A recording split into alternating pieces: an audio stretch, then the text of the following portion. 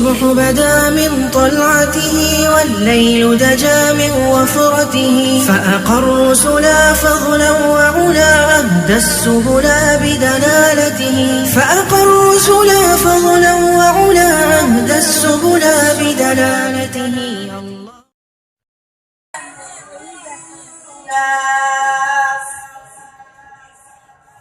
ومن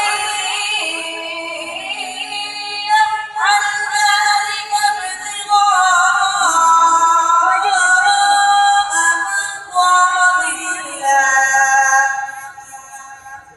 مرضات الله فسوف نؤتيه أجرا عظيما. ومن يشاقق الرسول من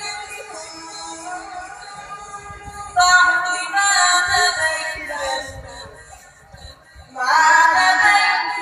له الهدى ويتبع غير سبيل المؤمنين